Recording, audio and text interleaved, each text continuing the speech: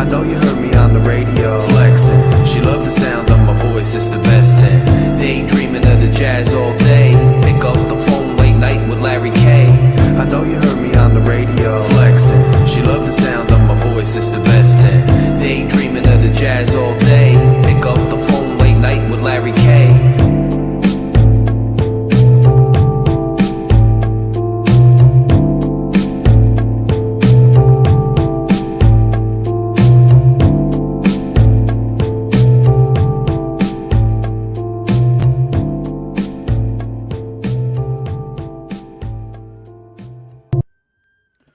Fury fam, what's up, man? It's another Victory Wednesday. Why are we getting so many victories? I actually predicted a loss in my preseason predictions for this game against Baltimore, but I was proven wrong. And the Miami Dolphins showed out despite a really kind of tough early showing. The Miami Dolphins showed out when it mattered, and that fourth quarter was no joke. The Miami Dolphins came back from a ridiculous deficit. Was it 35-14?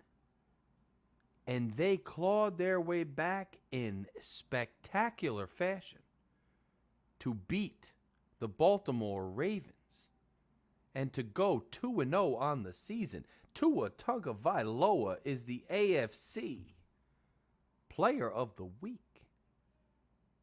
Who saw that coming in the third quarter? I guarantee you didn't. And that's why I kind of make a practice of not doing a video, doing a recap video, or doing a reaction video before the game's over.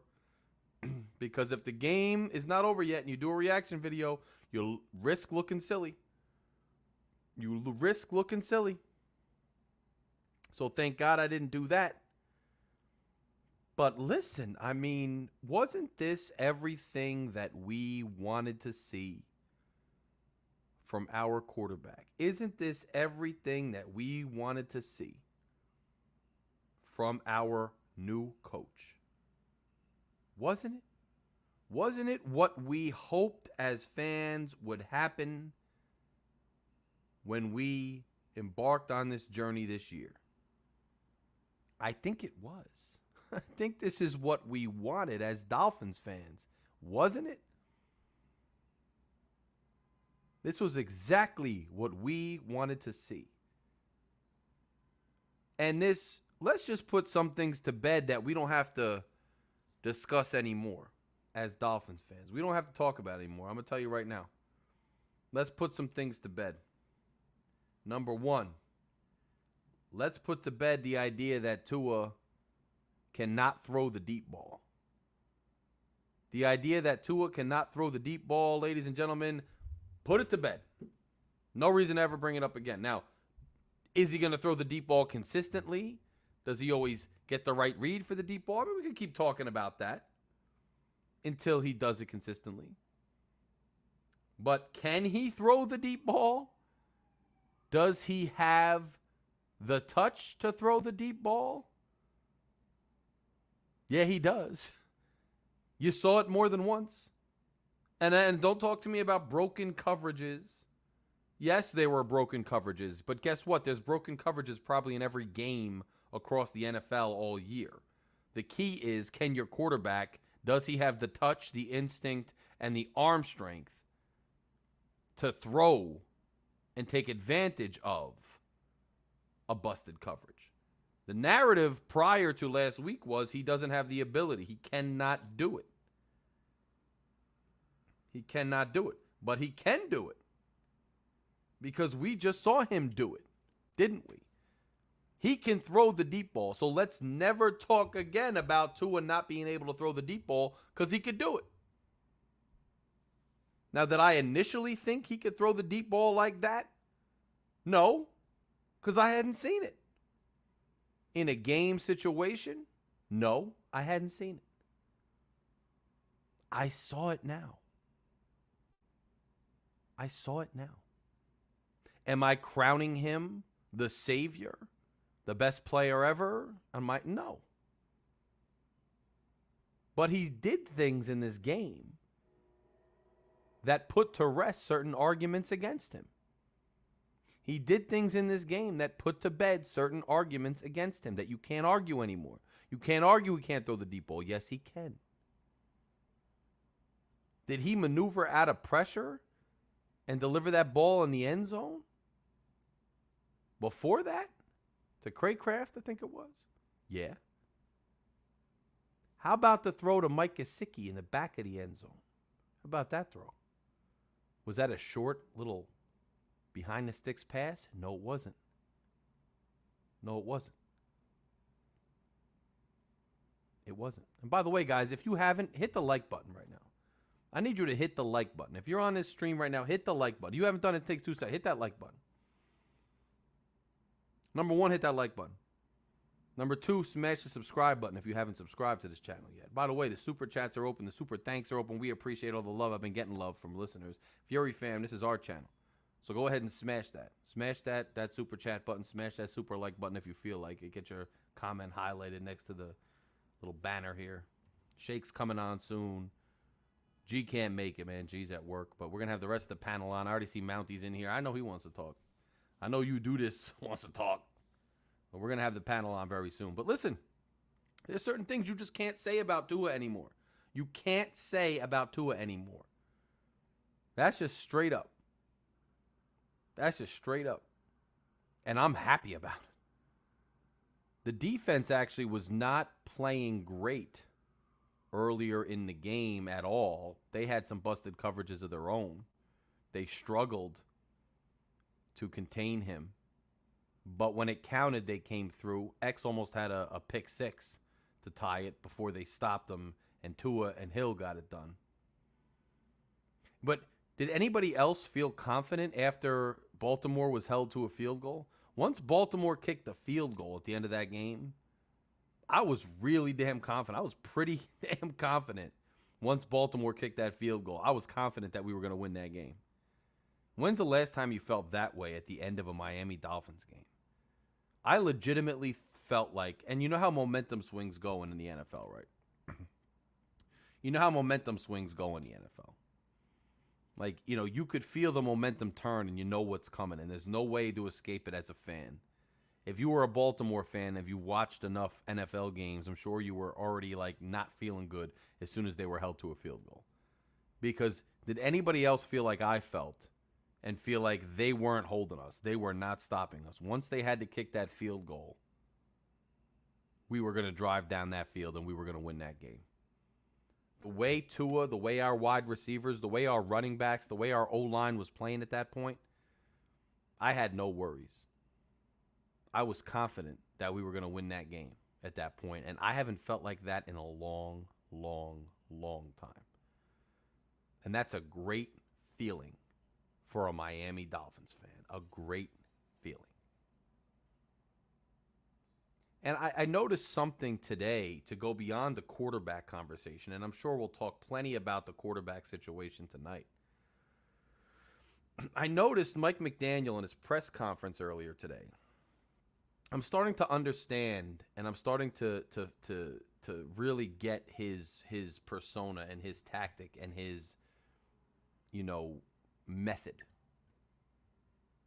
This is the second game in a row where we won and where McDaniel kind of subtly.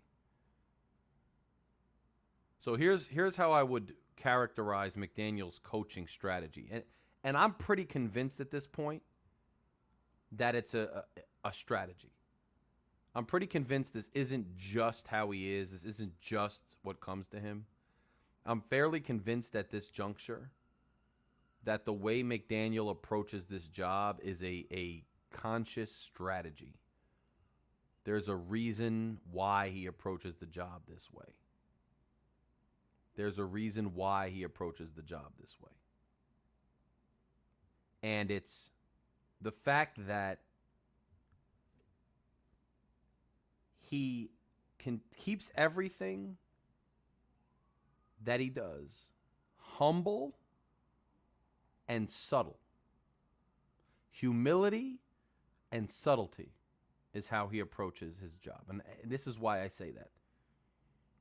The first game, you noticed him saying in the press conference, I didn't want them to douse me with Gatorade because it's really them, it's not me. It's them, it's not me. And then he went on to say, but there's things I'm worried about next week because there's things we have to clean up. There's things we have to do better. I don't want to bore you with what I have to do for next week. And I can tell you the players are anxious to clean up what needs to be cleaned up next week. That's what he said last week. This week, they ask him again, is this what you envisioned? You know, did you envision having these weapons at wide receiver? Did you envision this type of explosive offense when you took this job? And he said, well, I don't get too ahead of myself with visioning things. I just want the players to do what they should do, and it's really up to the players. And he said, look, if you think the players are happy with that performance, you got another thing coming because they know they have a lot to fix. I thought that was really good insight into how he's conducting himself. Basically, McDaniel's approach is, this is all you.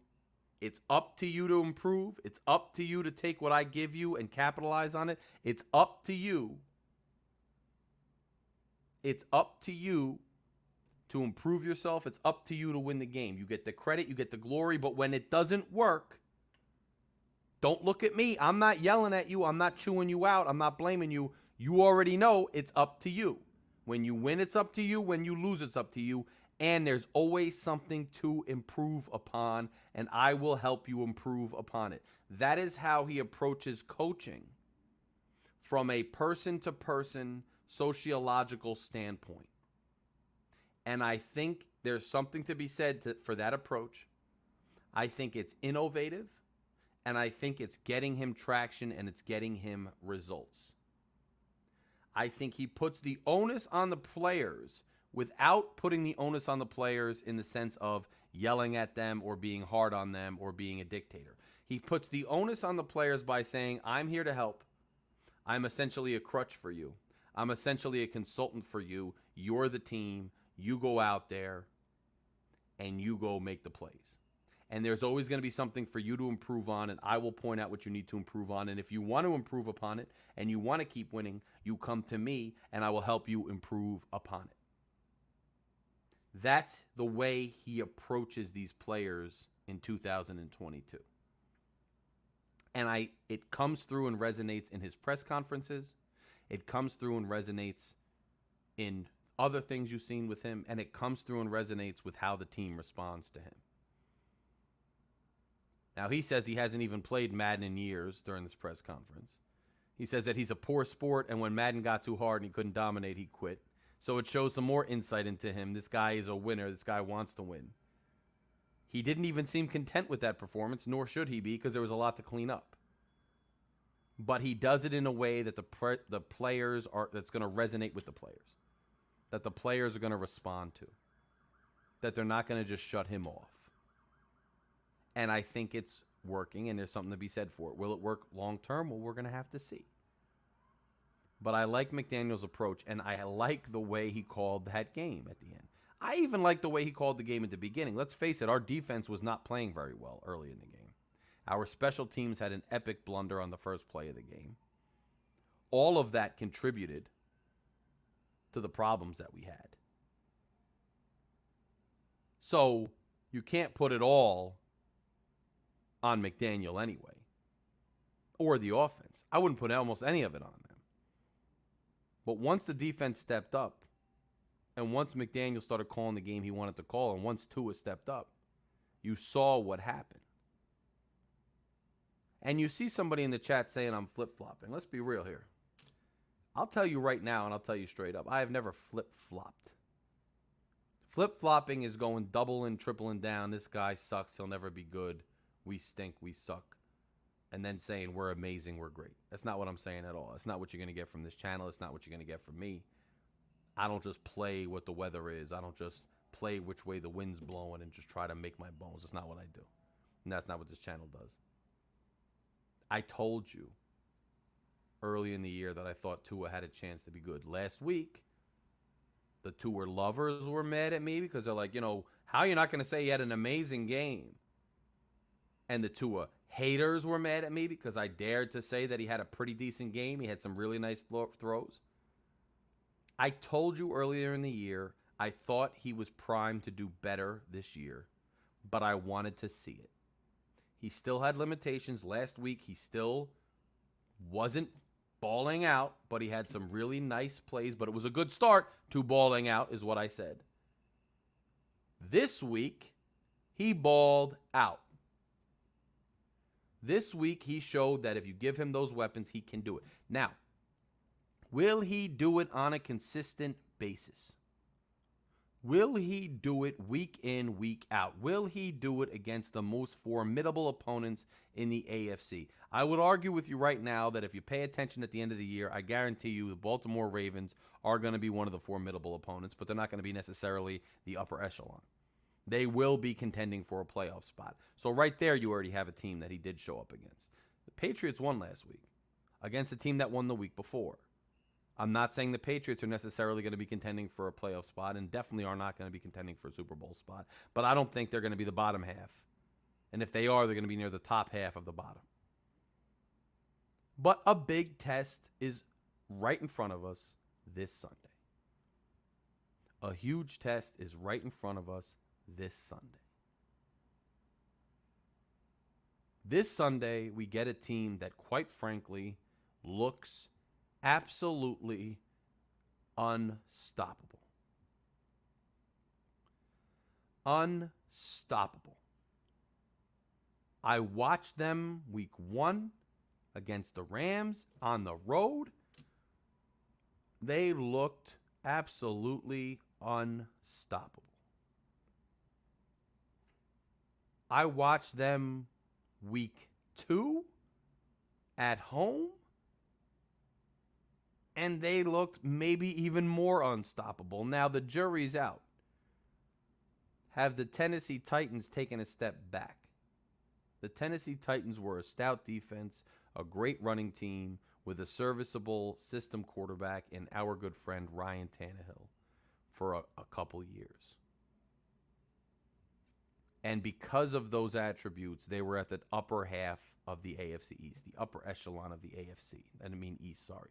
Upper half of the AFC. Have the Titans come back down to earth a bit? Are they going to be more of a mid-tier team? They're now 0-2. Well, that remains to be seen. But regardless of how you look at it,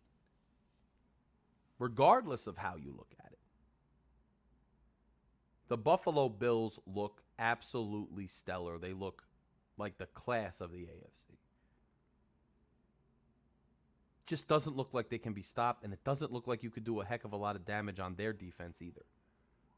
This team is built properly. It has great players pretty much everywhere. I know one of their tackles is out this week. Thank God. Some, like, a little bit of chink in the armor there. A little bit of a chink in the armor. Now, I predicted going into the season in my season predictions, and you can find them on my channel if you haven't seen them yet. I predicted that we would beat the Buffalo Bills in week 3 and that they would beat us later in the year at home because they're on the road. This is a Miami game in September. The heat's going to be cranked up. The visitor sideline's going to be sweltering. Sun beating down on them. Sun beating down on the field. Now, it's still pretty hot up here in the Northeast right now. It was 80-something today. You can see I'm sweating a little even still. It's not cool up here yet. But it's not upper 90s. It's epic humidity. And in Buffalo, it's even cooler than it is here in Jersey. So the weather will play a factor, just like it's going to play a factor later in the year when we have to travel to Buffalo. The weather will play a factor. I still am saying, I predict that the Miami Dolphins will win this game on Sunday. I know Buffalo is tough. I know Buffalo is a very damn good team. But I think with our offense, I think with our playmakers defense, our defense as a whole and our playmakers on offense, we can give them a fight. And I actually think we're going to show up with that home crowd. By the way, has anybody been paying attention to the home crowd this year? The home crowd looks more revved up, more packed, more loud than I've seen a South Florida Miami Dolphins crowd in years. In years. And I think our crowd can be a big advantage this year for the first time in quite a while. And I expect us to beat the Bills. It's going to be a hard-fought game. It's going to be a close game. If we lose, it's not the end of the world. But let's see. Let's see how our quarterback, Tua Tagovailoa, let's see how he plays. Let's see how he plays in this moment. This is a huge game. A huge game. And it's got to be a breath of fresh air for all Dolphins fans that we are now like a prime time matchup of the week type game. The Miami Dolphins versus the Buffalo Bills are the two teams at the top of the AFC East. When's the last time that happened? The mid-90s? That's something to celebrate in and of itself. But I expect this team to show up. I expect this team to show out. And I expect us to win this game. Now, how are we going to do it? It's going to be tough. The defense is going to have to play their best game, right? And it's going to be tough. True Blazer, you're going to the game, man. Props. I hope you're hyped. I hope you're going to get loud, man. The team's going to need you. I hope you're going to get real loud. Hope you're hyped. So we are going to go in there. The crowd's going to have to be behind us. And make no mistake, we're still down Byron Jones. It's not going to be easy to cover those Bills wideouts and to cover those Bills skill players without Byron Jones. It's not going to be easy by any means whatsoever. But we can do it. We can do it. And I think, look, there's going to be big plays, and Buffalo's going to score points. There's no way we're going to stop Buffalo from scoring any points. There's no way we're going to stifle Buffalo the way we stifled New England. This is going to be more of a shootout type game. That's why I want to see, after seeing Tua's performance last time, I want to see how Tua performs this time. He might be in a shootout against Josh Allen, and let's face it, if we think we're going anywhere ever in the near future, we are going to have to go toe-to-toe with the Buffalo Bills, and we're going to have to trade punches with them, and we're going to have to trade knockouts with them, and we're going to have to trade victories and losses and epic games with them for the next 10 years. If Tua is the guy, if McDaniel is the guy, let's see them show out the way they should against the class of the AFC East. Let's see them do that. And I quite frankly think they can. I think they can. And I'm expecting them to after what I saw last week. This is a home game. Let's go in there. Let's beat the Buffalo Bills. If you're going to the game, get loud, get crazy. Let's beat the Buffalo Bills. And then I will be at the Bengals game. And then I will be at the Jets game. I'll be in Cincinnati. And then I'll be in Jersey. And I hope we win those two. That's just how I'm feeling after seeing that epic performance. Now I'm going to bring in Shake. And then we're going to get the panel going. And I already see Shake's wearing some gear, man. Shake's ready for this. Let's go. Shake money. What's up, man? What up, bro? How you feeling, bro? How you feel? You got the glasses on. You're just stunting out here. How you feeling? Man, our future's so bright, I got to wear shades, baby. Oh, look at that. He brings the analogies to the epic, like visual analogies and figurative language. Man, this dude's always on point. Shake, how you feel? How did you feel last week? Like, take me through your emotions. And I saw some of your emotions on Facebook posts, but take the listeners through your emotions, bro. Tell them your experience on Sunday. I'm going to tell you like my girlfriend tells me. She says whenever she watches, one of the reasons she hates watching football season is because I'm in my office and I sound like a bipolar man. Yes, me too, bro.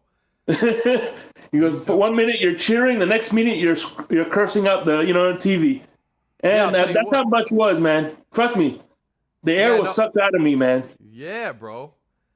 So I'll be honest, bro. I have DirecTV with like the app, and like halfway through, like the second quarter to the third quarter, it just cut out. You couldn't see anything. It was the weirdest thing ever. But I didn't care because I just kept seeing the score go up and up and up for Baltimore. And my girl was over here doing yoga. She started doing yoga in the back, and like I wasn't paying attention to the game. I was paying attention to her, and I was looking at her do the yoga, and all of a sudden, I see the game, like it's 14. All of a sudden, we score 14. I'm like, okay, what happened? Then all of a sudden, like right in time for the fourth quarter, the game clicks on, and right in time, I could see it again. And I'm not going to lie to you. The first throw when it was 21-35, I was like, you know what? It's really only a 2-score game. We get a stop, we score. It's only a 1-score game. The whole dynamic changes. But I don't think it was a 1-score game until 7 minutes left, or it was not even a 2-score. I don't remember. I think it was a 2-score game with 7 minutes left. Yeah, it was 5 minutes. They had 5 minutes. They got the ball with 5 minutes left. Yeah. And they got the ball with like 2 minutes left. Right. Bro, crazy. Like, so, I was amazed by what went down. And as I saw them climbing back, as I saw them, coming back, I was confident. By the end of that game, you feel the momentum swing, Shake. I was like, we got this. Like, we got this game. They're only kicking a field goal. We held them to a field goal. We are going to win this game. And I haven't felt that way, Shake, in a very, very, very long time. And it just feels good, bro, to have that kind of confidence. It feels good. Yeah, man. I like McDaniels. But by the way, one of the things that I collaborate on what you're saying on McDaniels is there's a saying that goes, the difference between a good teacher and a great teacher? A good teacher teaches you how he knows. A great teacher teaches how you know.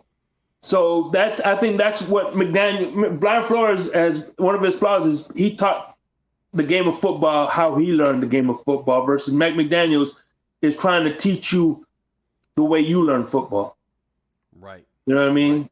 He knows what your, like I said, a good teacher, some of the best teachers I had, they knew my learning disabilities and worked with how I learned. You know what I mean? And I think that's what McDaniels is doing with this offense. I agree with you, and that's it kind of goes back to what I said before too. It's like McDaniel has this approach sociologically where he's approaching everything, from a subtle and a humble standpoint. He's putting everything on the players in terms of, and he said this, and this is when he did his opening presser, and I actually did a video on it, and I said I liked him, and initially I was obviously hesitant about him because he seemed to fit the mold of some of these other quarterback gurus, but when I saw his opening presser, I'd love that he kind of put the onus on the players. The guy said, these are grown, rough and tumble type dudes. Why would they listen to you? And he said, well, I assume these men are trying to get better at their craft. I assume these men, it means a lot of money, a lot of accolades for them, and it means wins. I assume they want to get better.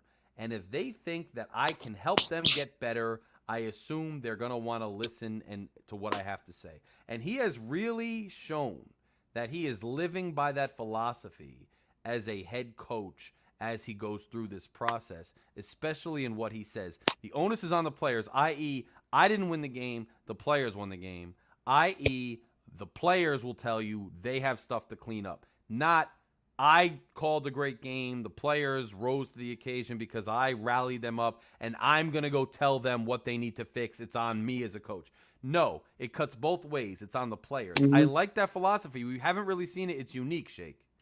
Yeah. Well, you could have a good pit driver. You could have a good pit crew. You could have the fastest pit crew. You could have good engines, the latest technologies. But if your driver can't drive worth the crap, that car ain't going to do crap. And that's pretty much what he's trying to say. This offense, they have to rely, just like the car, this offense has to rely on the drivers. 100%. And that's what it does. And they sure as hell drove it right down the raceway and won this game. So, I mean, I'm hyped about it. G's not going to be with us, Shake, so we're going to go right into, man, your segments. I mean, I don't know if you want to shake it up this week. If you got something to bring up, man, go ahead and do that. Well, yeah, we could shake it up a little bit. I want to bring in a new segment, which I spoke to you. Yeah, we talked about this.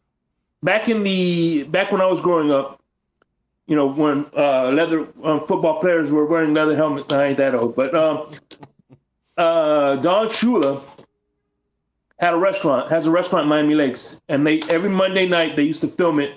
They used to come on Channel 10, which is the ABC affiliate, and it was called. And they had a little segment. It was called "The Good, the Bad, and the Ugly." Yes, you told me yes, and I want to get the little sound effect for that. I want to get the little sound effect for that. We're gonna do that because we talked about that too. So it's coming, guys. But before we do that, I do have one little piece of news. Apparently, I think you heard that Mike Williams got suspended 4 games for the altercation with against Tampa Bay. Evans, right? And this was like the 3rd time. But the good thing I liked about it was that you could tell the Tampa team, even though they're not a really good, to be honest with you, they don't look like a good 2-0 team.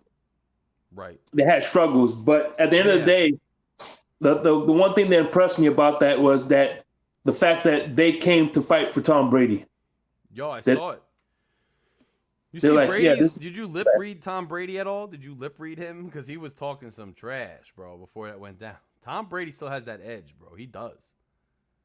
Yeah. And I tell you what, man, he's still getting these they're a little over the hill, but these guys that were once big household names playing as role players for a discount because they know with him they have a chance. And I hope one day, I don't think it's going to be this year, but I would love to see a Sunshine Super Bowl for Tampa. Yes.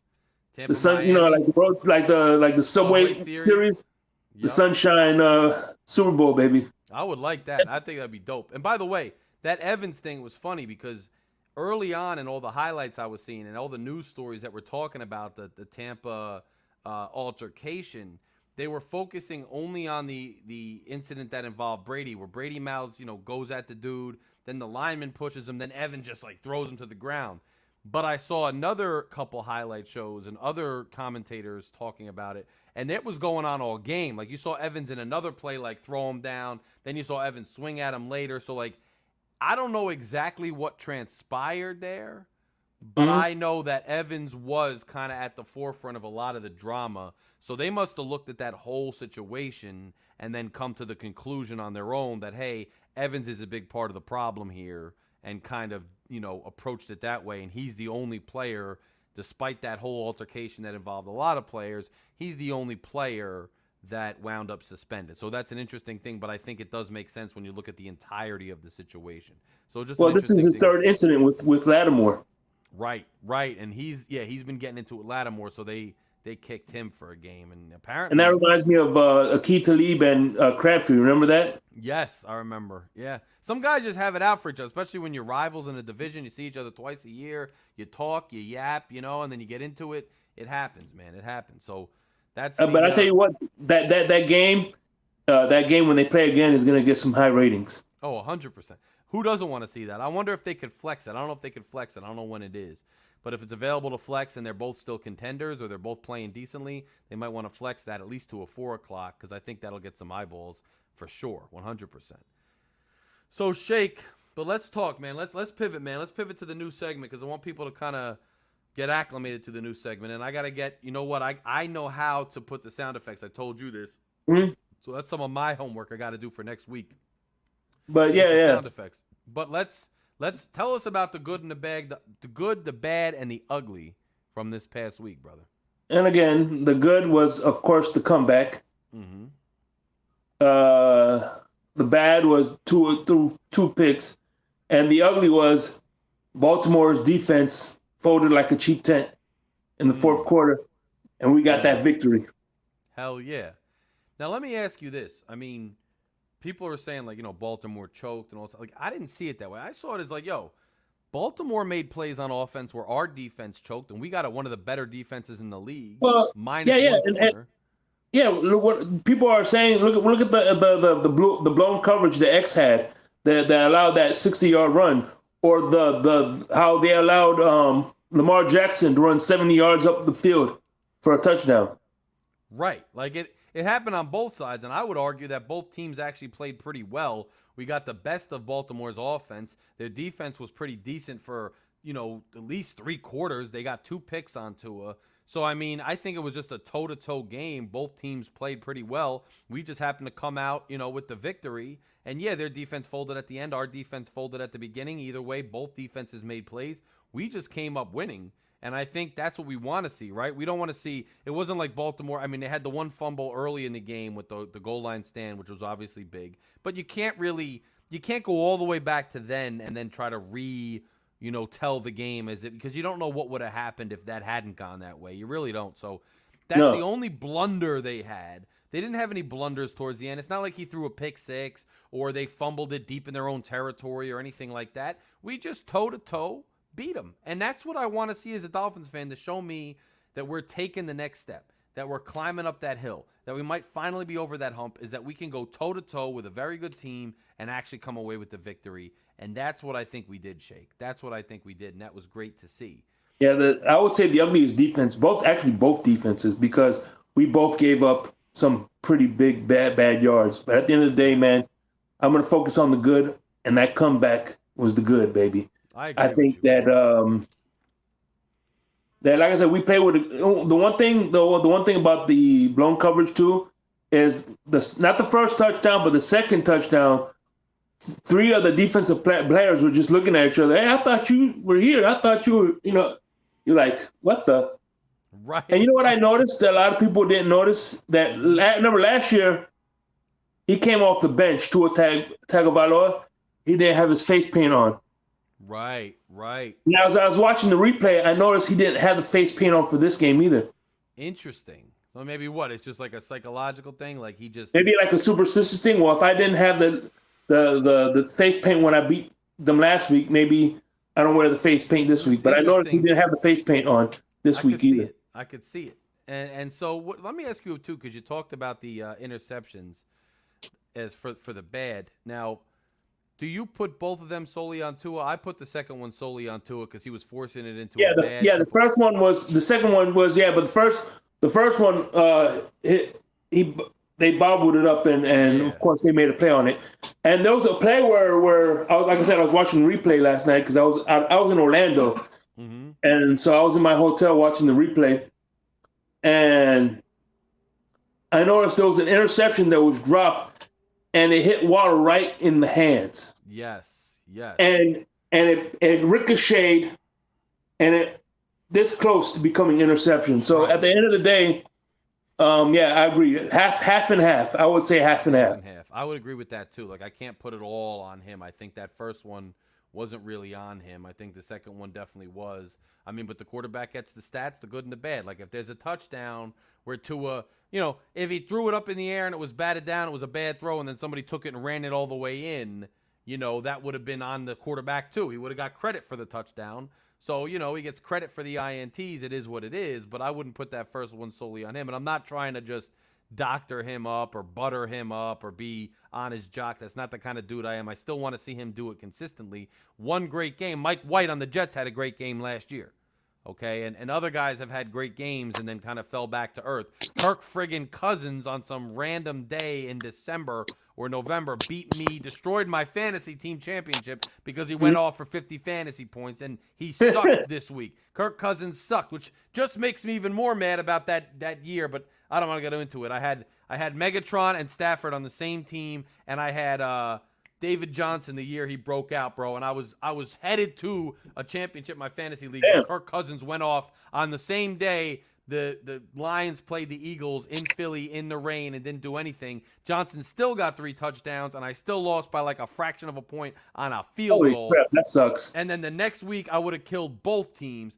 Don't want to go into it because it's a painful memory. I'm just saying quarterbacks have amazing games. I'm not putting Tua in this category. I think you really saw him come alive, but I want to see him do it more consistently. So I'm not sitting here trying to just make excuses for him or whatever. I mean, the INTs are, they're his INTs, they're his stats. He's got to take responsibility, but I don't put the first INT really on him, to be fair. The second one I do, and he said, Shake, he said in the press conference, I was pressing too much. I was trying to make the big play now. I wound up with a turnover. I didn't do that in the second half. I think that's true. Let's hope this is a launch pad for Tua. Let's hope so as Dolphins fans. Now, I'm going to bring Mountie in, man, because Mountie's been waiting, and I want to hear his thoughts in general, man. What's up, Mountie? How you feeling, real quick, I just want to say there's 2 things I liked about the last pick. Number 1, he at least he's taking his shots. And 2, it was so deep in the field, it was kind of like a punt. So at least he's not, last year, our problem when we gave turnovers, we gave the other team short fields. At least this time, we didn't give the team a short field. So those are the 2 positives I could take from that interception. Agreed. Right, and I could take that too, bro. Shake, thanks for that. Mountie, what's up, bro? Hey, congratulations on a win against a very formidable opponent. Shake, I can concur with you on your assessment based on that turnover. But after I saw the all-22, which is paramount for anybody who wants to kind of study film, you can't tell me Tua from the time that he released it that he wished he could have had it back, because that safety Marcus went he baited Tua. He baited Tua to throw that ball. He thought he was dropping down, but he backed out and cut off the sideline. So and if you look at the all-22, Ingle was wide open, maybe like for an 8-yard pass, catch and run. So that's where he should have went. But nonetheless, Tua played this is a career game nonetheless. And, and what really got me, if you will, aroused is when he threw that pass to back end zone to Gesicki on 9 guys in coverage. 9. Mm-hmm. It was 9 guys. I was like, wait a minute. Let me rewind that. Did I see that right? Mm-hmm. And that at that point, I think Baltimore was somewhat conceding, like, look, we really can't stop their aerial attack. We need to put everyone in coverage and just hope for the best, because dude, he's picking us apart. We can't cover any of their receivers really. We can't cover anyone one-on-one. And then when you drop out 9 and he steals a strike to Gesicki in the back of the end zone. Oh my God! Yeah, like Tua, I look. He made me eat crow Sunday. Mm-hmm.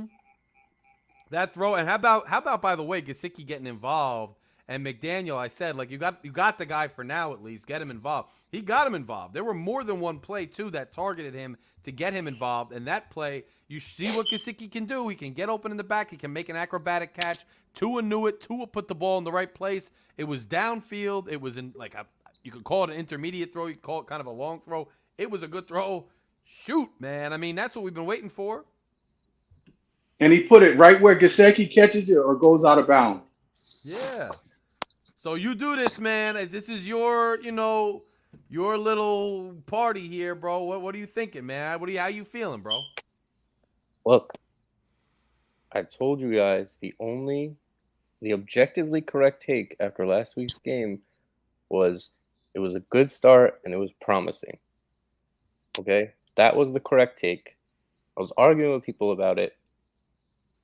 This isn't McDaniel said the other players on the team weren't like surprised. They weren't like, whoa, where did this come from? And the reason is they knew he was capable of this.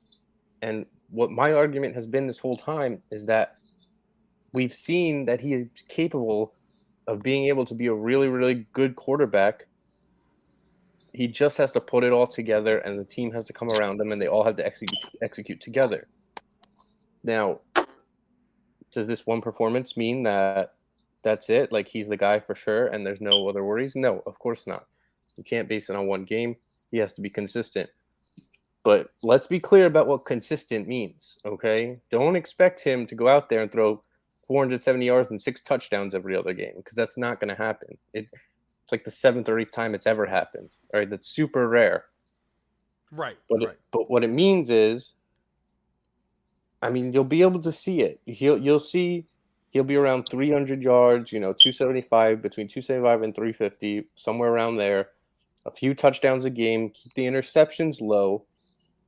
For the most part, he'll be making good decisions, and you'll know, yeah, hey, he's got it. But this has been there. It's been there to see that he's capable of something like this. And all those people who were calling those things excuses, they weren't excuses. They were the reasons why it wasn't happening yet. And we see that now. Everyone now knows he's capable. This is the most important thing. He can do it. He has it in him. And that's super important for everyone to know now that they've seen it. Some of us said, hey, we know he can do that before. Some of us said, hey, we need to see him do it first before we buy into that. Fine. But at least now everyone knows. And if anyone is still out there denying or not giving him credit, we know who those people are, okay? They were never serious to begin with. But one step at a time. He can only play one game at a time. So just give him his credit for now. Be super happy. I mean, that was the coolest win I've probably ever seen. Yeah, it was a great win. And we'll go forward from here, and we'll have the whole rest of the season, another 15 games to judge whether he's our guy or not. But this is a hell of a start, from a really good, promising first game to a incredible, elite second game. That was an elite performance. Yeah, no, I agree. I mean, it's obviously an elite performance. He's in Dolphins lore. The only other two guys who have ever done that is Marino and Greasy. So, I mean, that puts him in Hall of Fame company. And I think you're right? You don't get too high or too low. I think, look, even last week, there were some things to be desired, but he played a pretty good game.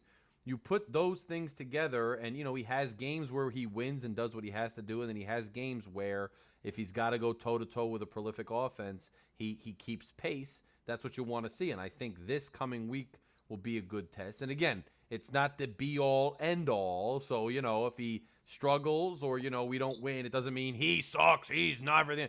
Like you said, I mean, I said in the beginning of the show, we can put to bed the question of whether or not he can throw the deep pass. He obviously can in a game. He's done it now. Put it to bed. Now, will he do it consistently? Can he do it consistently? That's what we want to see. But he can do it. There's no he can't do it. We're on that it's step over now, which is great. Yeah. We're on that next step. A lot of us were already there. Some of us weren't, but now all of us can be there, right? Anyone who's serious, at least, can be at that step. We're no longer questioning can he. It's a matter of will he. Right. And there's a lot that goes into that. Performing at super high competitive levels is not, it's not as intuitive as you might think. It's not like, hey, a guy just can do it because he has that talent, he has that ability. There's a whole lot of variables involved. And sometimes the most talented guys, the smartest guys, they can't handle competing at the highest levels consistently all the time. They just can't. So we'll see what happens. But he's capable, and that's a good start. One thing I wanted to say is last year, one thing I kept saying about our offense was that it never seemed like everyone was ever like in sync at the same time. It was either like the offensive line screwed up, or if they got their block, then then Tua would make a bad throw, or let's say they blocked and Tua made a good throw, then the receiver would drop it. And it just felt like those mistakes were all happening consecutively rather than at the same time, and they could never get all on the same page. And I think Sunday, we finally saw what it looks like when our offense is on the same page, right? When we have everyone at the same time executing. I mean, that's explosive. That's top tier, top of the NFL kind of offense. I mean, if they can keep doing that, there's not one team in this league we can't beat. Not one. And like I said in the beginning of the season, the defense is more worrisome to me than the offense was. That's the part. That's the side of the ball I was more worried about, because that's a hard thing to to keep doing the way they played. They really have to execute at a super high level to do that. And we saw they had some missteps, but they came back in the fourth quarter. They tightened up and they responded, and that's huge. That's humongous to see from them. So I mean, it's so promising going forward for this team. No, you're right. Hey, And by, yeah. so let's not. I mean, before Tua played a great game, but I'm going to tell you something. My hat goes off to Mike McDaniels and his coaching staff. He has really. This guy knows what he's doing, and he knows how to put people in the best places possible for them to be successful, and it be one big collaborative, awesome effort. So hats off to him. The offensive line played phenomenal. Greg Little was, I mean, I was just over hills for him. And the thing is, well, my concern is, especially on the defensive side of the ball, like you just said, look, my concern last year or the beginning of the calendar season, my concern was when we had to sign Ogba, he wanted his bag. That one of my main concerns, even when I said last year, the year before, is he a scheme guy or is he a guy who can dominate on his own? And he's starting to seem like he's a scheme guy because he's not really getting any pressures like I would expect him to. So I'm concerned about that. Well, the thing is, no one is, right? We didn't get any. We got like one pressure all game, which is not good from our front four. Jalen Phillips isn't getting pressure. Melvin Ingram was terrible in the first half. I mean, he needed to be benched in the first half. That's how bad he was. Too. Yeah. He had those penalties. He missed that guy that ran right by him. The running back got the handoff, and he just let him. And there was two of them there, and they didn't communicate right. They just let him run right by for a huge gain. I mean, he was awful, but he bounced back in that fourth quarter. He finally got it going. He got that, So that's good. But here's the thing. You need a good coach in the NFL. It's not like the other sports. You can't have a bad coach. Coaching matters in football. And any team that's going to be good needs a good head coach, no matter how much talent they have. They just do. They're so important. And I would say this too. I honestly don't think Flo is a bad head coach. I know Big O pushes that. I know some other guys. He might not have been a fit for exactly where this team is going. He may not have believed in Tua. I do think, hey, we know Ross didn't because he was trying to get Brady. So there was a lot of structural issues with B Flo and his thing. I'm not ready to say he was bad or whatever. Let's let McDaniel play out. I also want to say about the defense, I am concerned to an extent, but I will say that Baltimore came in, man, like wanting blood. They were at home. They got destroyed last year, especially by the defense. I think they understood how to counteract a lot of what we did, a lot of our personnel. I think they knew how to take advantage of us in certain spots because they spent a year making sure they would. So I definitely have some concerns about it too, but I want to see it play out a little bit more. Now, I'd love to say next week will be a great test. It still will. I'm just a little bit concerned because Jones is out. I mean, I don't want to judge too much on that, but look, it's an AFC East rival. It's at home. We're playing at a high level. They're playing a high level. We got to show a little bit of, balls in this, for lack of a better term, just to give us all confidence. But we'll see how it plays out and then dissect it, post-game. But it's still early in the year to come to really any conclusions. But I see where everybody's thought processes and everything else. RD, man, you hopped on. So what's up, brother, man? I want to give you the floor for a little bit, see what your thoughts are and everything. Hey, guys. Thank you for having me on. Larry, I've been watching you for like a year now, on and off. I loved your rants back in the day. Like, they were merited, you know what I mean? Because, I mean, we've been frustrated with this team for a long time. Like, there's fans I'm in Canada, myself in Toronto. Like, cool. The fan base is in Jersey, is in London, is all over Canada, all over the United States. Like, we travel well to cheer for the Dolphins, and I find that sometimes going to the Jets games or going to the Buffalo Bills games to cheer for the Dolphins, there's more fans there than there is in Hard Rock. Right. Like it's great. Like even Tua mentioned it yesterday or today. He's like, I've never seen the stadium that packed. I mean, he had the pandemic season as well, right? Yes. And then last year, as soon as he got injured, the season was pretty much, was going downhill, and we just didn't know it yet. But it's a matter of like, looking at what happened that quarter. Up to that quarter, I think people were realizing that it's crazy. I think it's the craziest quarter in the history of the Miami Dolphins. I really crazy, do. Man. It's and I know it was a crazy weekend all over the NFL, but this one felt different. It felt different because everything we ever wanted Tua to do, and he was doing snippets of that throughout the game. It was a really good game, but when you put the game in perspective from kickoff all the way to the very end of the drive, you couldn't have possibly have written a better script of how to handle adversity for a young QB with a rookie coach, with a rookie head coach who seems just so comfortable and talented. And the man looks like, who's that? J-Lo's ex-husband. I forgot the guy's name. Which one? Mark Anthony. Mark Anthony. He's got that Mark Anthony vibe, like with the sunglasses and his size and everything. I'm like, what's Mark Anthony being our head coach? Like a guy he's got so much swag that I feel like with Flo and all the other guys that we've had in the past, it's been like going into like a military academy. You know what I mean? Like it feels like. I think it's the perfect balance of what the culture was like before. Guys were disciplined, but I think they were just being tapped out of their potential, ceiling. And now they're reaching that ceiling. Obviously, long term, I don't know how this is all going to pan out, but this is what we wanted to see out of the offense. Now, the defense, that's really not his call. That's Josh Boyer. And I think Josh Boyer really overplayed his hand. I think he overthought it because right from the start, that first third down, he sends Xavier and Howard on a blitz. Now, I've been watching the Dolphins for a long time. I'm 33 years old, and Xavier and Howard has never once blitzed in his life from the corner spot.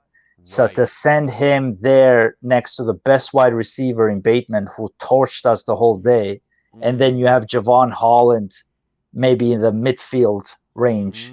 It was just the worst third down, call in Josh Boyer's, career here, like 3-year career that he's had with the Dolphins. So right off that, things kind of like spiraled out of control. We did get the fumble, right? But then again, we got the touchdown. So the offense was on point. It is what it is. Bad luck. Special teams put us in the hole. But then Xavier Howard made a mistake, and then the defense, when we allowed that touchdown to, Lamar Jackson, we again allowed one small hole because we overcommitted to one side, and Lamar Jackson just picked the hole. Everything was going on cue for them, but we never gave up. Right. Like we knew we were the better team that whole game. Right. And that's what I feel like. It just feels different this time. We've had, Tannehill. We've had so many years, the Pennington years, the Wildcat, what have you. Like we've always, wanted to cheer for our team, but it just feels like this time we have something that we can, grow with and be there with. And it just feels like we have a nucleus. And it just feels like Flo was only there for the defensive side or for the discipline side or for the tear down to build it up side. But he wasn't there to like take us to new heights because we always played conservative with him. Even when the game was on the line, it's like go for the field goal with the Las Vegas game in overtime. You know what I mean? You've came back, you had the lead, you were way behind, you come back, you tied in miraculous fashion, you go to overtime, and you have this stupid play, and we had the same thing, but it was an audible to the run yesterday with Tua, or Tua ran it with Chase Edmonds in a third down, and we got 20 yards, 25 yards out, but it was an audible. That one was a call, and they called it like third down and 2, and we called the run a stupid run when Gesicki isn't going to block anything, and then all of a sudden it was third down and short, and instead of going fourth down and short, instead of going for it, we went for the field goal. Yeah, we made the field goal, but so what? They have the ball. They stormed down. They got the touchdown. We played Right. conservatively, and it's like, we were never going to make it. That's why we never made it to the playoffs, is because there was always this conservative approach. And I just feel like now they've been unleashed, the true talent. And listen, we have two cheat codes in Waddle and Tyreek Hill. And I believe now, like, our full potential is going to, like, we haven't seen our ceiling yet, I believe, because our ceiling will be a complete game. The defense is doing its thing, the offense, special teams, the coaching, and things go our way as well. And I think once we reach our, and this is a perfect week for that. You know what I mean? It's like, 100%. how is this week going to, because we've always had those high moments. Like, we saw what happened. We beat the Chargers, then we went to Denver, and we were never the same after that. And then we, won with New Orleans, and then we went to Tennessee, and we got the living shit, Yes. destroyed out of us, Yes. just because it rained a little. You know what I mean? But yes. there's no excuses this time around as far as, who we are. If it's a close game, it is what it is. I know it's at home. Have it a close game. If we get blown out this week for whatever reason, I don't care what the reason, it doesn't really matter. Right. Then, again, the worry is going to be there again. The doubt is going to be there again. I don't see why. Like, I don't see why we should have I see a bounce back from the defense, and I see the offense playing with confidence, and the fan base finally showing up like they did week 1 again. And, the injuries are on our side as far as, the advantage goes, because secondaries are what we care most about.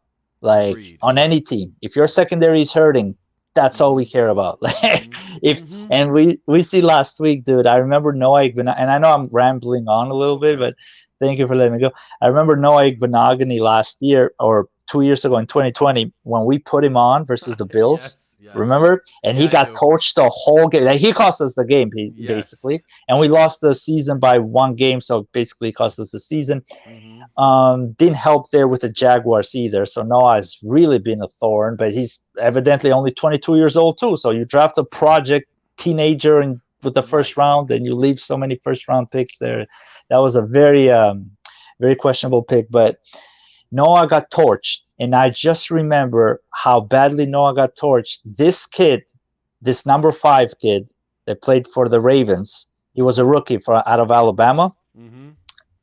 Dude, we torched him on, like, Waddle and Hill, made that man have nightmares. I think he's ruined for life. That happens sometimes, right? He's ruined worse than the guy we ruined in San Francisco when Fitzpatrick went there, and he was dicing this rookie with Preston Williams and Devontae. Go figure. Preston Williams and Devontae Parker made us get like 40 points that day because they had one kid who just had no idea. And that's the thing. You can't put a 4th rounder at corner with elite receivers, man. Like, you're up 21, it doesn't matter. You could be up at 35. These kids have no idea where they're at. No, you're right.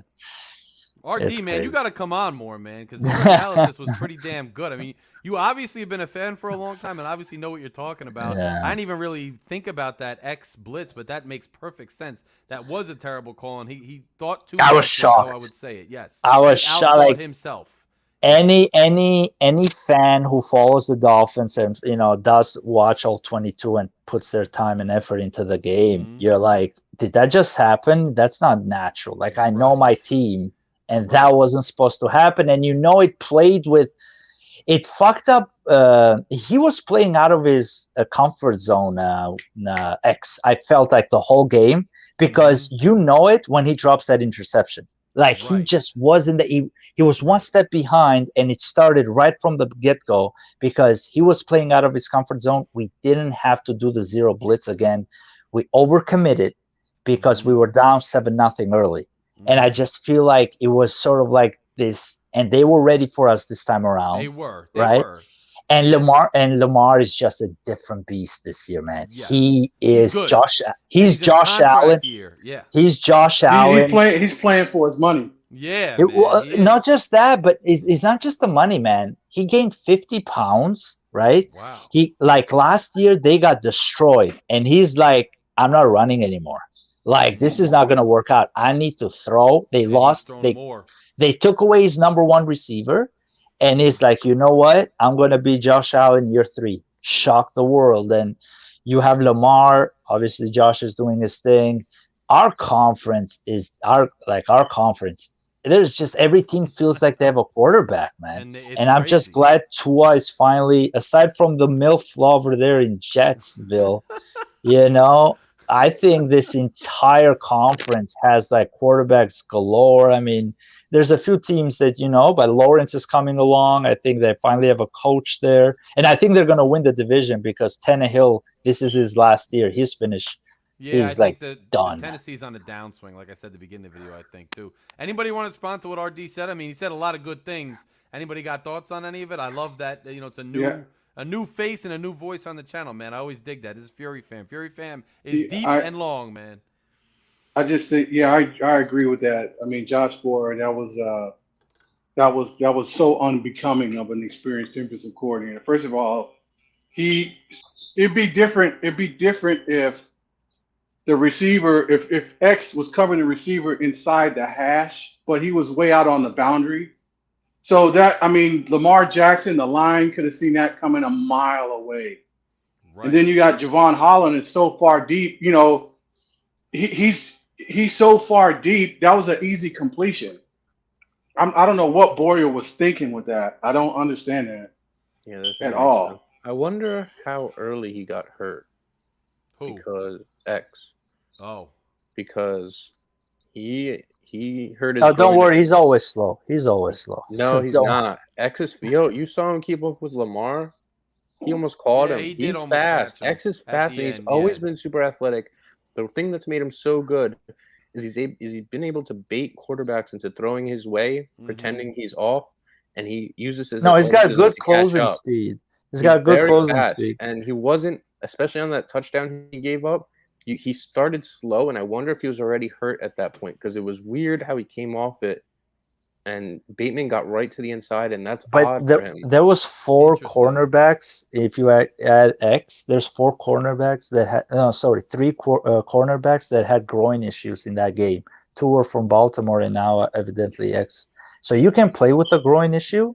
And I remember what's his. Yeah, but he'll be a little slower. But it will be, but that's his style though too. So it doesn't really hurt him because if you throw it 5 yards in his vicinity, he's always going to get his hands somewhere. He'll close on it. He'll close on it. Well, the groin affects his closing speed. That's what I'm saying. The groin being hurt is going to affect his closing speed. So he has to play a little different. And I think that's probably what we noticed him being a little off. Fury fan, what's going on? Bleezy's in the building, by the way. Let this man have the floor for a little bit. What's up, baby? What's up, baby? Bro, how you know, I gotta show up on a Wednesday night and show my love for the Fury fam. Damn, you know right, what I'm saying? bro. That's you know how we do it. We know how we do, bro. What's going on, Bleez, man? Man, I'm chilling, and I know about RD. I've been listening to RD from a long time ago. Oh shoot! I haven't been coming online. Hey, brother, I haven't come online much because I've just been busy. But I keep in touch with a lot of the guys. I hear you guys all the time, so it's it's well. You used to come on all the time back in the day. Yeah, I guess. Yeah. And I listen to you, man. RD has points on or takes on point. Yes, please. Yes, right. I know about RD. I know about RD. Bleezy knows. See, I know Bleezy knows a lot of stuff we don't all know. You know what I'm saying? Bleezy knows I'm OG on this Dolphins YouTube, man. I just kind of sit back and relax and chill in the chat, but I see what's going on, and I know about the real wins. I know about the real ones, and that's who I mess with. You know what I'm saying? Yes. I love that. Bleez, man, what'd you think of the game? What are you feeling about this week, Bleez? And most importantly, what are you cooking, bro? What the hell are you cooking? Hey, I'm on fire. I'm on fire right now as far as the Dolphins, and I'm super excited. I did predict the win against Baltimore. I didn't think it would be in that fashion, but with the momentum that we have right now, I'm expecting a Buffalo beatdown. Ooh, I like it. I like it. The Buffalo Bills beat it. If they have 2 starting corners, I mean McDaniel is about to put some work on. I mean, 2 Maybe starting the safety rookies. too. Maybe the safety's out too.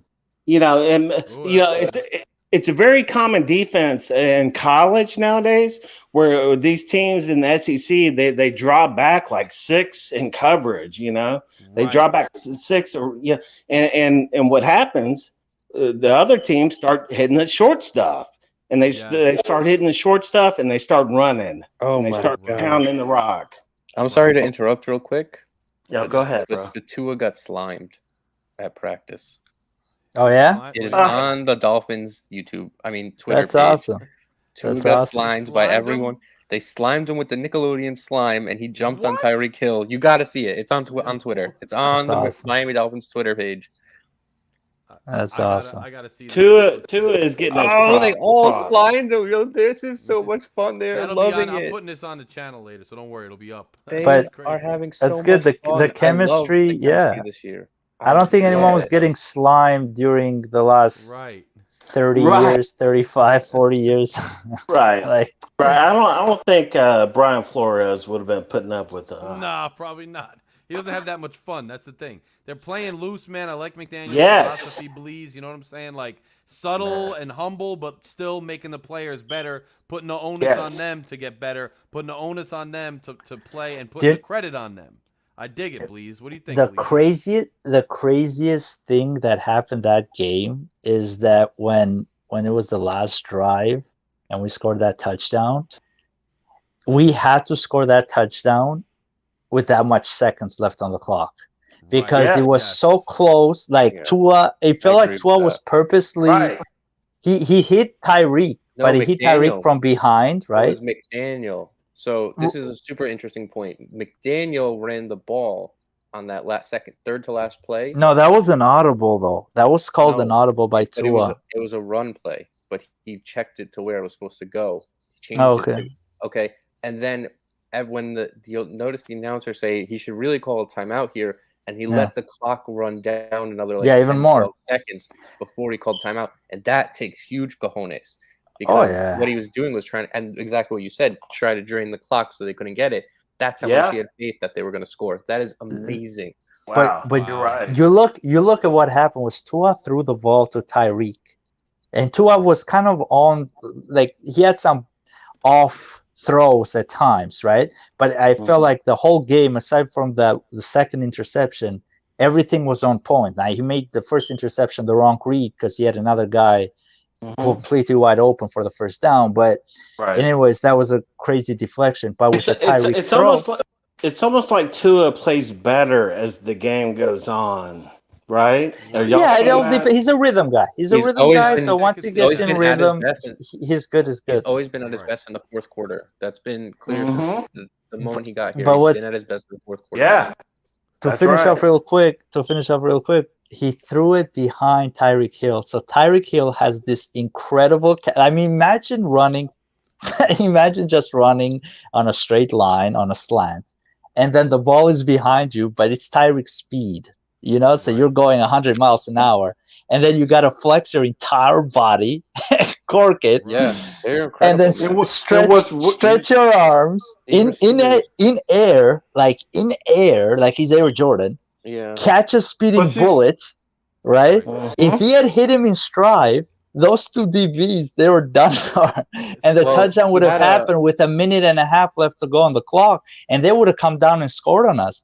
So if he hadn't thrown him from behind, like if they hadn't tackled him down, like we weren't running hurry up offense, dude. We were huddling.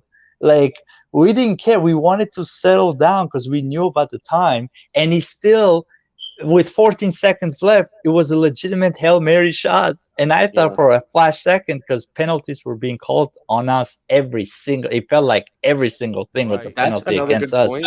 Yeah. The refs were bad. I thought that was gonna be a penalty because when Bateman was like, I'm like, wait a minute, is this no? Right. I thought the refs were. I thought to me personally, I thought the refs were on that bullshit starting Yep. first quarter. Yep, they were I bad. just knew, dude. I was like, yo, they lucky I'm not at the game. Somebody would caught a fucking soda. Like, dude, they're on their bullshit, man. Stop. This football, about let this? them play. I How about that? I thought the officiating was very suspect that game. How about that? How about that tripping call? Oh my God! But Oh everything my was God. everything was suspect, and the problem was it's because it's week 2. It's week 2, dude, and everybody's going to be off their game. Right. Everybody, and we were off our game. They were off. It is what it is. But now we needed that more than any team in the entire league by far and away. We need it for everything, for the stars to align, for where we're at right now, and like for everything. That's why everyone's talking about the Dolphins right now, because it's such a big, important situation for the Dolphins that quarter happened, and the haters are gonna, still be hating on the Miami Dolphins. But I think for us, this was the best, at least for the next little while, man. We can enjoy it, like have hope again, The most like a spark plug. The most important thing to come out of that is that we now know we're never out of a game, and we get that at week 2. We get that at week 2 of the season. So going forward, that gives everyone a little sense of relief every game that if we fall behind, this offense can do it. We haven't had that since Marino. And the play calling is going to allow us. The Twitter trash pick, I call them Twitter trash pickers. The ones that are saying, "Oh, well, Tua was throwing wide open guys." I said, "Look, dude, there's blown coverage in every game. So is that when is that his fault? Yeah. Since when is that they have blown coverage? They're gonna do. He had a sensational game, and the anti-Tua guys are gonna do anything to poke holes in his success. Which Here's the thing. aggravating when you hold down one position all the time and you're unwilling to be objective and kind of take new information and new things in your sensory perception and alter your perspective accordingly. I lose faith in you as a commentator. You know what I'm saying? So, but this is what I tried to say last week, that there are people who genuinely don't like him. They just don't like him. They have an issue with him, and no matter what he does, they'll never give him credit for anything. And I told you, if he ever had a game like this, they wouldn't, and they didn't, because they exist. What I don't understand, what is it? Is his ethnicity? Like, what the hell? What's not to like about him? The truth is, he had literally one blown coverage, because nothing else was a blown coverage. One blown coverage. That's the second touchdown he threw. But the second. Second touchdown, as a criticism that there's a blown coverage. No one has ever said that about a quarterback before. The second touchdown he got to Tyreek Hill, right? It was a blown coverage. At the same token, at the same time, right? His O-line got obliterated because Campbell destroyed Eichenberg, he was coming for his face. So it offset because he read that right away, and he threw the ball to Tyreek before Tyreek had passed the DB. So he basically just floated. He knew like Tyreek might get. He did the same thing on another throw. It's just the safety was on top of it. So he got the interception, the second interception, right? Like the thing is, Tua is going to make big throws now, and sometimes it's going to get picked. But because you have Tyreek Hill and Jalen Waddle, you're going to risk your chances. It is what it is. There's still time on the clock. Your defense can help you get the ball back. But I love the confidence, man, because in the past, he would throw to, we didn't have any but Grant. And he threw it to Grant a few times in his rookie year, and Grant would either drop it or deflect it for interception. And then you got Flores telling you never go deep again because I'm going to bench you because, we can't afford turnovers.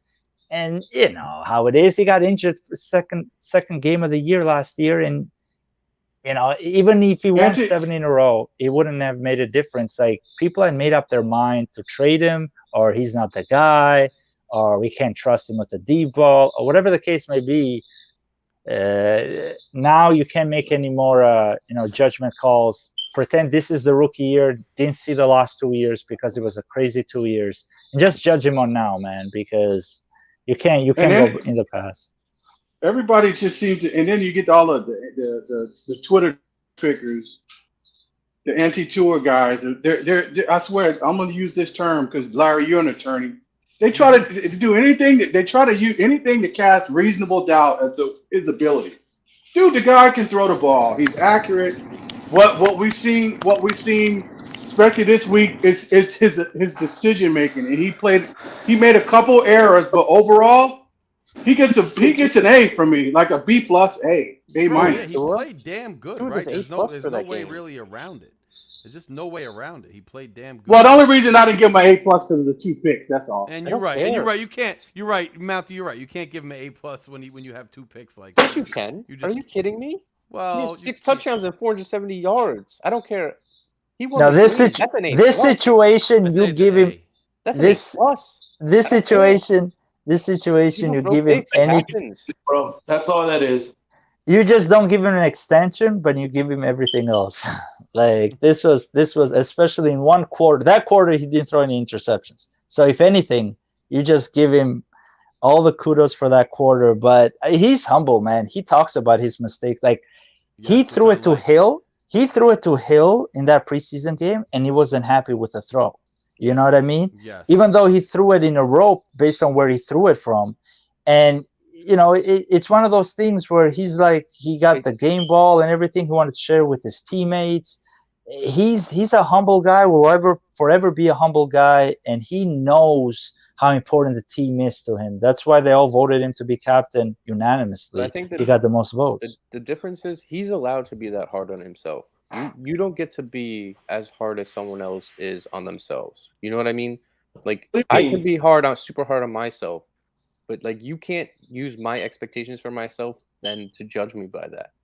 You have to. You're right. I can't do that to you. I can't. You know, Exactly. talk about you how you talk about you. You talk about you because it's you. But there's And a you have difference to. there. Giving you a grade can't give you a grade based on how he judges himself. No, I think that's so wrong. I think that's can. super immoral.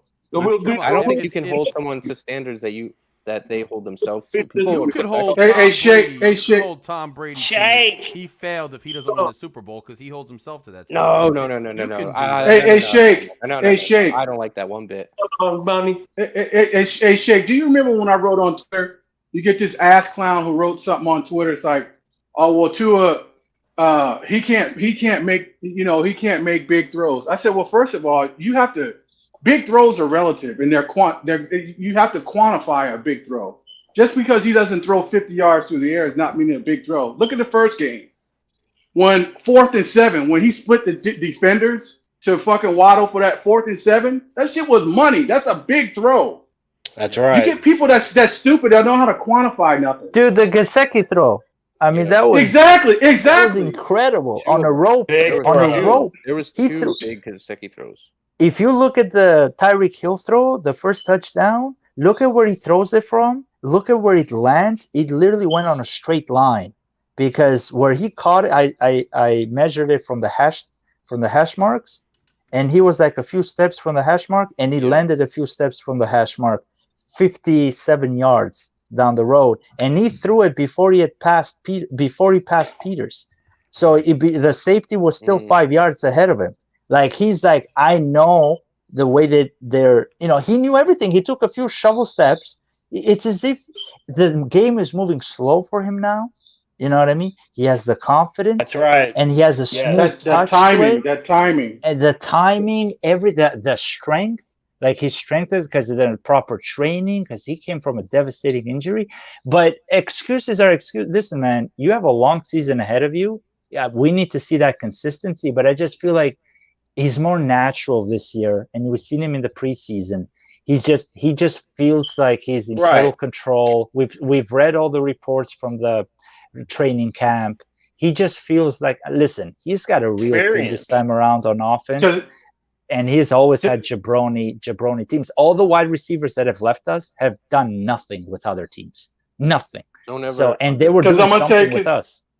Because I'm going to tell you, hats off, and a lot of Tua's maturation and his maturity comes a lot through McDaniel, Darrell Bevel, and Wes Welker. Yeah, Darrell Bevel's another name we talked a lot about preseason. You got to think he has a big influence on this team and how the offense is playing, the confidence level, the quarterback play. I haven't really mentioned him as much since the season started, but the guy is a reputable guy, and I think that was a home run hire. And let's not forget Wes Welker's coaching our wideouts. I mean, he's assembled a staff of respectable, reputable individuals. Yes. Bevel on the coaching end, Welker on just the player end, but in football and NFL terms with immense respect. I mean, this all influences how this team performs, how this team feels about themselves, how this team executes. games, how this team, what standards they set for themselves. This staff is impressive by such a young first-year head coach who has a fly-ass watch and some fly-ass Air Force Ones every week. But do you know how we know? Do you know how we know that we have a great ass coaching staff and training staff and everything? Just look what we did in preseason. Our backups, how Skyler and Ezukama.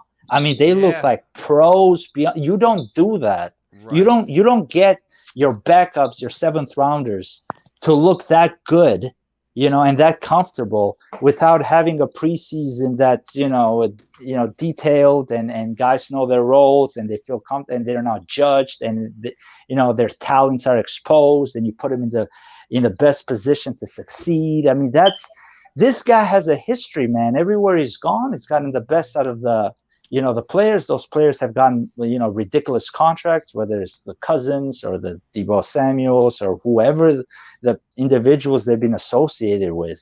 They've had success, and people behind closed doors, the players talk all the time, and they care too much about the coaching staff. So whenever you see them when they're speaking, they're like smiling and they're gasping for air because they're so excited because they're with a certain coaching staff. You can tell when they're walking on eggshells, and you can tell when they're like themselves and they're able to succeed. And the Belichickian way, I know Josh Boyer comes from that tree, but he's one of the softest side of the Belichick tree, and everyone else, it's like military school. He's Josh Boyer is on his own. He's his own man. He doesn't. He takes a little bit. Look, it's basically you got to eat the apple and spit out the pit. You take the good, you take the bad, and you form your own coaching style. Yep. But I think one of the things that McDaniels got Josh McDaniel got Boyer was for his ability to be schematic. His defensive architectural. You know what I mean? Yeah. No, I think it was because I believe me, I've done a video where I kind of went after Boyer, thinking but I've been impressed. I'm so far so good with Boyer. Is what I'm thinking. And somebody had said to me too that Boyer himself was a kind of an X's and O's guru and an X's and O's prodigy at some point in his own right, so that we were giving a lot of credit to Brian Flores, but at the end of the day, Boyer deserved a lot of that credit, and I think we're seeing it bear out to an extent right now, and I think I want to see it continue to bear out, as the season goes on, and I have faith, I have. But hey, it's funny. Every defensive game that Brian Flores had, that was the first thing that came out of his mouth is that we need to give more credit to Josh Boyer. Josh Boyer called the game. True. And that was a good game you called, Flores. No, I didn't call the game. That was Josh Boyer who called the game. So he gave Brian Flores made sure he gave Josh Boyer his flowers. And like I said, Josh Boyer was the easiest guy to replace. So if the reason he stuck there was for a reason. Right. That speaks volumes. McDaniel kept him. You're right. One thing I'm really go ahead, RD. Yeah, last thing. One thing I'm really happy with Josh Boyer this year, though, because last year we kind of dropped the ball on that. The run game, aside from Lamar Jackson, because he's like, you have to dedicate a whole game plan, and Lamar Jackson's on cloud 9 right now. But we are stuffing the running backs. Like, they're not allowed to poke the holes. Like, our D-line, specifically our D-line, because Jerome Baker is just complete garbage, but our D-line, they are winning their battles. Sealer and Christopher Wilkins, they're on another level right now. They are trash. And then Emmanuel Ogbah is still doing a really good job at and Jenkins as well. Raekwon, not as much, but those guys are playing like complete and utter pros right now as far as the run game is concerned, because they are just getting on the backfield or they're plugging holes. They command double teams. And Landon Roberts is doing a decent job at running backs at hitting the hole. Now, it is what it is with the Lamar Jackson, because, and we have to be worried about that with Josh Allen, but it's a different, like, we don't have to face another Lamar Jackson the whole season. So it's going to be and they don't emphasize the run with Buffalo, and it's a home game. So we're gonna get better at that. But I see it from the very beginning. I'm seeing the all 22, and we shut them down with. I mean, they had like 4 chances to get that 1 yard. They didn't, and then again on a 4th down, we shut them down because of the run. Like, that is big stuff, because if you can do that early on, that you can build on, and the rest of the stuff, it's gonna come on. Yes, Yeah, no, I sir. agree. I agree. Now, look, Greg came on after work, and I want to at least give him the floor before we close out here. He's got Bills suck in his name. He's very angry about the Bills. He's been saying What's up, that people have Greg? L in their name because the Bills are taking the L. I want to give Greg the floor. Bleezy said it. What up, Greg? How you guys doing tonight? First of all, can you guys hear me? We can. Alrighty. Yeah. Let's talk about the Ravens game before I start talking bad about the Bills, because I hate the Bills. They suck. They suck. That Josh Allen sucks. He's a bum. Anyway, I leave work. It's 28-7, and I'm like, man, it's going to be one of these games again. The offense not doing too good. Tua probably sucking. I started through 2 picks. First of all, thank you to Tua for throwing 2 picks. He helped me win a little bit of money. But anyway, then I'm in the car listening to TD. We score a touchdown, 28-14. You know, defense stops, and then all of a sudden, Lamar Jackson breaks off a big run. It's 35-14, and I'm upset. I was angry. I took my Dolphin jersey off. I threw it on the couch because, man, this offense, I was promised would be scoring 40 points a game, and we can only put up 14, and our defense is getting blown out. All of a sudden, we go down 21-35, and I'm here. I'm saying, all right, we can come back from this. Defense is going to get a turnover right here. We're going to then pick 6, defensive stop, and then we're going to score a touchdown, tie the game. Then we stopped them. Tua throws a deep pass to Tyreek Hill, and I was jumping up and down for joy, screaming my head off. And all of a sudden, it's 28-35. Next thing you know, our defense gets another stop. Congratulations to them. Almost a pick 6, though. Yeah, almost a pick 6. And then that Tyreek had Hill me broke. again burns them. And I'm just losing my mind. Yes. And then we hold him to a field goal. Tua gets the game-winning touchdown. Let me tell you something. I was screaming, jumping up and down for joy. After the game, I had a massive headache. I had to take a little nap to, get it going. To get, I couldn't believe. The moment they scored that field goal, I was like, just give us a chance, because I think this is it. This is the legacy game that's gonna turn our franchise around. Just don't fuck us, Lamar. Give us a chance. And he threw it. I'm like, as long as you throw it to the end zone, we still have a chance, right? Just throw it deep, do something. Just don't run the clock down, because we're out of time. It will be over, right? Yeah. And I knew that when Tucker kicked it, I'm like, yeah, this is going in. Don't worry about it. I wanted that to go in too, because I wanted to score a touchdown. Yeah, after that field goal, when I was telling my dad, hey, we get a field goal, we go to overtime, we win this. But I don't want to settle for a field goal. I want a touchdown, and let's win this game. And that's what happened. I was confident we were going to do that too, to be honest with you. I was confident we were going to do that. Because anyway. There's just the momentum. Okay, so now what's your thoughts on these hated Buffalo Bills, sir? First of all, Josh Allen sucks. The Bills suck. They're all bums. The keys to win the game is don't get blown out by the half. If we keep it like a 7-7, 3-7, 10-7 type game that it was up here in Buffalo, I think we got a shot at winning this game. Yeah. Josh Allen, we got to shut him down. He cannot keep running all over us. I swear to God, if it's a blowout, I'm going to blow my brains out, because I'm sick and tired of getting blown out by these losers. I hate them. I want to. If we lose, as long as we lose by 7 or 3, I'm gonna celebrate, because it's a moral victory. We didn't get blown out. But if we get blown out, I mean, Tua, I love you. You had 6 touchdowns, 400 and something yards. I'm gonna come up here and bash you, because I'm sick and tired of getting blown out. Gotcha. So you're very charged up, sir. And we respect and appreciate a lot of hyperbole, but we rock with you, bro. Yeah. Well, I just hate the Bills. They're the division rival. They always think they're better than us. They always blow us out. I'm just sick of it. If we lose, I just want it to be close. I don't care if we lose, just as long as it's close. I hear you. Josh Allen has got a chip on his shoulder, and I said we need to come in with a chip on our shoulder. You know what I'm saying? Right. That's what I'm thinking we might do, especially with the crowd backing us up and everything else. Exactly. I think we may do that.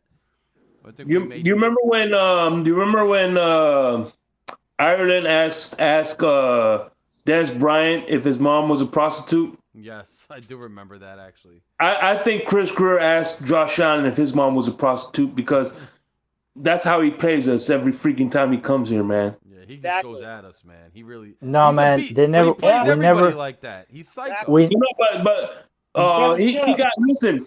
He got 4 AFC Player of the Week, whatever. 3 of them came against Miami. Do you know why? Do you know why they owned us the last 3 years on a horrific scale?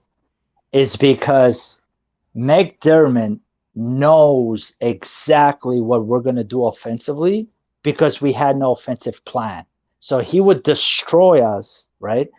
But last year, what happened was at least our defensive game plan, when we went to Buffalo, we held them to 3 points in that first half.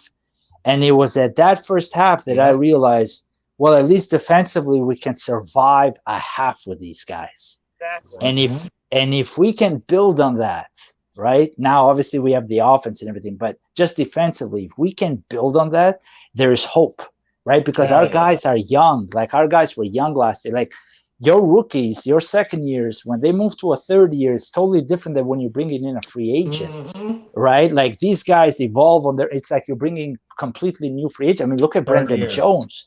Brendan Jones has just come up. And obviously, you got that rookie, but Brendan Jones has really amazing. I was worried because I'm like, Eric Rowe is more of a cover guy. Brendan Jones is not going to cover anybody, but Brendan Jones is tied, like he's tied up his the wide receivers, but especially with like I see him make a tackle on one of the wide receivers on the sideline, but he came flying from nowhere, and then our DBs are like Nick Needham and Xavier Howard are just looking at the guy, and he just bolts right past those two to catch to him. And I'm like, can we please have that type of physicality with our guys, our boundary corners, because you need the physicality all over the field. Jerome Baker has zero physicality on any aspect of the game, dude. And he's there so many plays, and I'm like, we need Channing Tindall to take that role and run with it, because Channing can actually play cover and he can actually chase the quarterback.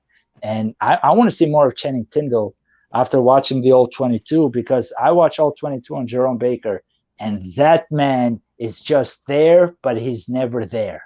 It's like he's just following the play. He's running behind the offense of the other team. You know, RD, you know what just hit me with that is I think Buffalo may come out this week and try to pound the rock. They're going to try to just pound the rock. Yeah, but they don't have a run game. They've never had a run game.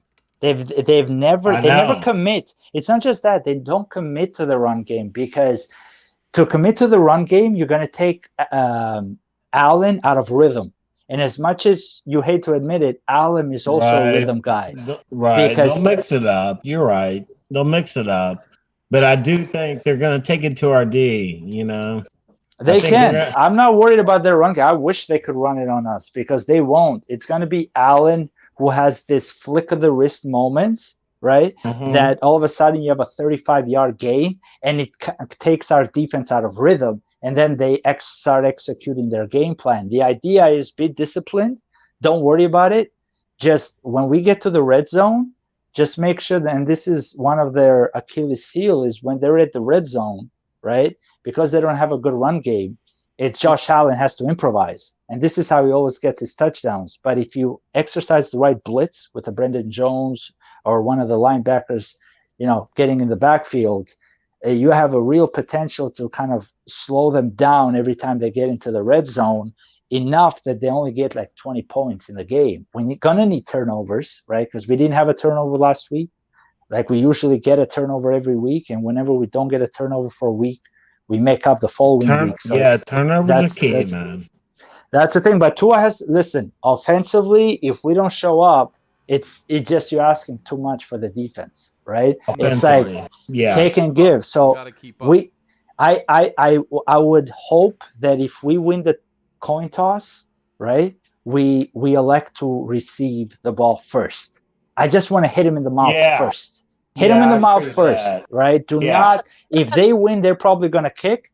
But if we win, hit them in the mouth first, because we've won the last two times we've just been kicking off because we've won the coin toss. If you win it again, man, go with Tua, go with the momentum. If you score first, I can guarantee you the momentum will be on our side. And we will It is- score. We will score if we get the ball first. We already know how we roll on that first drive. We're effing money. Shake, what's up? There's two things I want to see. I forgot to mention. On the second half, they replaced Nick Needham with Kader Kohu. Hopefully, they start with Kader Kohu instead of Nick Needham. I know Nick Needham is good, but no, they didn't replace Nick Needham. They put Crossen. They put Crossen on the boundary, and Nick, and then the slot was Kodu because Crossen moved over, right? And Nick Needham was benched. They asked him, "Why did you replace Kader Kohu with Nick Needham?" Yes, that's what the whatchamacallit asked him, the press. Right. So that's what I'm just going off what the press said. The press asked him. They said, "Why did you replace Kader Kohu with Nick Needham?" But anyway, that's besides the point. And I want to see Jalen Phillips blitz more. We need our big body linebackers. Yeah, he's a pass rusher anyway by nature. Dude, zero quarterback hits and 0 sacks last game for us. Yeah, we were on a milk carton with that D-line getting to the quarterback, you know? Mm-hmm. Yeah, so listen, guys, we're headed towards this week with the Bills. I'm going to give everybody a final thought now as we go along here. I'm going to go first with RD, then I'm going to go to Greg, then I'm going to go to Shake. And let's just give your final thoughts, man. We'll be back next Wednesday. I'll say my little piece. Give your final thoughts on this game, RD. I'm stoked like I've never been stoked before because of, how it's been set up now. Last year we were really stoked for the exact same game, but it was just a complete tragedy. And this is what we're getting afraid of. Like, we don't want to be set up again. Mm-hmm. But this time around, just everything just feels so much different. I feel like if we can pull this out, and actually come through in some form or another, but just come up with a W. I don't care how we get it. I really don't. It doesn't matter how it's done. It doesn't matter. It could be that lightning strikes and all the Buffalo side of the field just gets shocked and the win goes to us by default. I don't care. We get this dub, and it sparks the start of a new rivalry between the Bills and the Dolphins, and for us to actually be relevant again in the eyes of the entire NFL world. So I'm like, basically we're putting all the chips in the middle to get to start off the right way this year. But if it doesn't happen and we still end up losing, we have to keep it close, because if we get blown out for whatever reason, there's no excuses this time around. There just isn't. You just can't get blown up, and you have to be competent, right? And you have to believe. Like, we're going to see who's doing their job, and we're going to see what we're all about. And this is what the guys are saying. We're going to find out exactly who we are, right? We're not necessarily what's going to happen this year in the postseason and whatnot, but just who we are as a team, our full potential, and you're going to know that exactly this week. And it's going to be exciting, man. This is what you live for as far as being a fan, especially a fan of the Dolphins. Everyone is going to have their popcorn ready for this one for sure. Hell yeah, RD. So we'll see you hopefully next week, man. And enjoy the game, brother, and stay tuned to the channel, my bro. We'll talk to you soon. Man. It's great having you on, bro. Thank you, brother. Later, my brother. Later. Yeah. Greg. Yo. Go for it, brother. What's your final thought? First thing I'm going to say, I believe I was looking at the weather earlier, and I believe the stadium's in Miami Gardens. I'm not 100% sure. It looks like it's going to be 86 and 70% chance of rain, but I don't know how true that is. But anyway, I don't mind rain. I don't mind raining on Josh Allen's parade. Yeah. The thing I'm going to say is, I just want to beat the Bills. I don't care if we lose. Just not a blowout, please. I want to see Tua show up. I want to see the Tua from last week. like if Tua's watching this, man, I'm not Tua. I'm not expecting you to throw for another 6 touchdowns, 400 yards.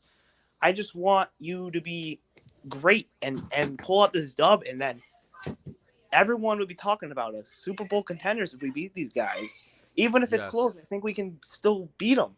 Yes. I just want to win so I can celebrate. But if we lose by a touchdown, field goal, 2 points, 1 point, I'm still going to celebrate because we didn't get blown out. I just don't want to blow out.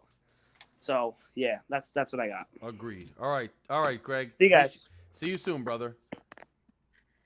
Shake, final thought, my bro. Check this out. Hold on.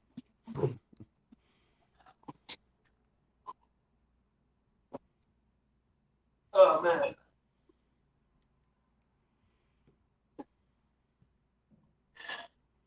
Waiting for Shake and his By the final way- thought here. Oh, sorry about that. It's all right. What you got, bro? I'm working on getting a special guest for next Wednesday. Okay. I'm gonna let you know, but it's a surprise. So, Okay. and secondly, if we do win, Uh-oh. I got another. Uh-oh. All right. We're going to have to That do boy that out. popping again. Okay, we're popping So- again. I'm with that. So if we I'm with win, baby, I want to open this bad boy up, baby. I'm with it, bro. I'm with it. I love it. All right. So, all right. Fins That's up, it. baby. Short and simple. Fins up, baby. See you later, Shake. Fury fam, if you have not yet, anybody still watching this stream, subscribe to this channel. All you got to do is go right down there, hit the subscribe button. If you haven't liked this video yet, just hit the like button. Share this video. Tell people about this channel. We are growing. Consider hitting the super thanks to send some money, some love to the channel. It's appreciated. It goes back into what we're doing here. Equipment, graphics, subscriptions to make the more content and the channel better. Consider doing that. Let's go this Sunday, man. We have a chance to really come out and make a statement. This should be our rival. It's two teams atop the AFC East fighting it out for supremacy in the AFC East. This is two young quarterbacks. Tua flexed his muscle last week. Flex it again against Josh Allen, who right now is the class of the AFC East. Let's go. Let's win this game. Let's show the country and the world what we can do. We already showed them a little bit the first two games, 2-0. Let's finish it off. And guys, smash that subscribe button. We're back next Wednesday at 7. We're here every Wednesday at 7 live. And then I have videos coming out nonstop on this channel. Videos coming out with analysis, predictions, tidbits, rants, reactions, etc. Right now I got the Tua slime video up. Share that slime video. Tell everybody to subscribe. Smash the like button. Smash the super thanks. Thank you for chilling with me. Fury fam all day. We are growing, and it's all because of you. Let's keep it growing. Let's keep it going. Let's keep having objective, intellectual, parsed, well conversation about the Miami Dolphins. And until next week and until Sunday, I will see you later. Fins up, Bills down. Good night.